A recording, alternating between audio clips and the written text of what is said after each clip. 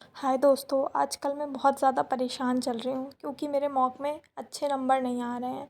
मैं बहुत दिनों बाद मॉक स्टार्ट करी। मैंने सोचा कि 20 दिन के अंदर मैं मॉक लगा लूँगी, पर जब से मेरे नंबर कम आने लगे हैं ना, तब से मुझे ऐसा लग रहा है कि मैंने कुछ पढ़ा ही नहीं है। इतना ज़्यादा बुरा लग रहा है, मॉक में जब नंबर नहीं आते हैं ना, तो समझ लो ऐसा लगता है कि मैंने मतलब कुछ पढ़ाई करी है कि नहीं करी है। सही नंबर अगर यहाँ पे आएंगे मॉक टेस्ट में, तो समझ लो जब हम एग्ज़ाम देने जाएंगे तब भी उतने ही नंबर आएंगे। तो पता नहीं क्या ही हो रखा है। मतलब ज़्यादातर लोग बोलते हैं कि आप जब आपका 50% जो सिलेबस ख़त्म हो जाए तो आप मॉक टेस्ट देने लगा करो, पर मैंने सोचा कि जब मेरा सब कुछ ख़त्म हो जाएगा तब मैं अच्छे से मॉक टेस्ट दूंगी। अब मेरे साथ इतनी टेंशन है, मुझे ऐसा लग रहा है कि मुझसे कुछ हो ही नहीं रहा है और मुझे कुछ आ नहीं रहा है। अब मेरा कुछ नहीं होने वाला है। अब ये 20 डेज़ ऐसे लग रहे हैं जैसे हर दिन फटाफट गुजर रहा है।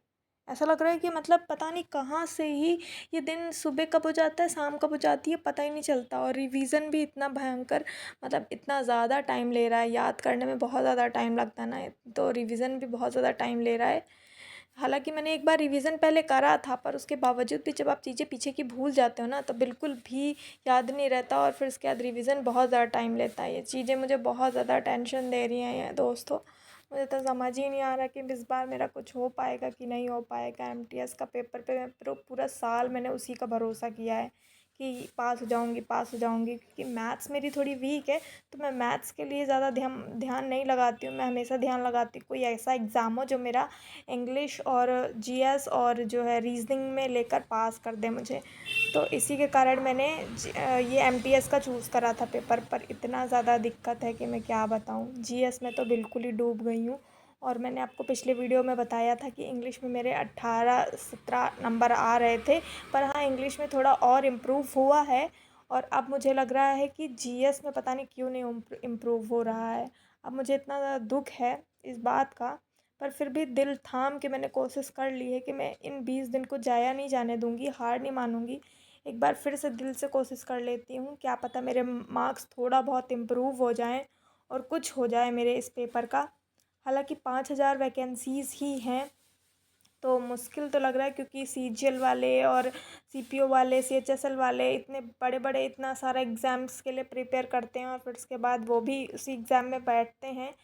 और मेरे जैसे लोग जो सिर्फ एमटीएस को टारगेट करे हुए थे, हालांकि मैंने स्टेनो को टारगेट करा था, पर मेरे साथ दिक्कत हो गई थी कि मैंने जो है जो भी शॉर्ट हैंड लिखना होता है तो वो मेरी स्पीड ही नहीं बन रही थी। तो मैंने सोचा कि चल छोड़ यार स्टेनो वाला। तो उसके बाद मैंने जब स्टेनो के लिए दिमाग नहीं लगाया तो फिर मैंने दोबारा से एमटीएस पे दिमाग लगा लिया। अब ये मेरे साथ हो रहा है। अब मैंने सोची हूँ कि अगर मेरा इस साल कुछ नहीं होगा तो फिर मैं एम स्टेनो के लिए दोबारा से कोचिंग ज्वाइन कर लूँगी। पर मेरे साथ बड़ी दिक्कत है कि अगर आप 2 साल हो गए, मतलब ये मेरा दूसरा साल है, तो मुझे बहुत ज़्यादा बुरा लग रहा है। जो मैंने पिछले साल जो जो गलतियाँ करी थी सेम टू सेम मैं इसी साल भी यही गलतियाँ कर रही हूँ। मतलब पिछले साल भी मैंने लास्ट टाइम ही रिवीज़न के लिए रखा था और इस टाइम पे भी मैंने इसी टाइम लास्ट टाइम ही रिवीज़न के लिए रख लिया, इसलिए ये सबसे बड़ी भूल हो गई है मेरी।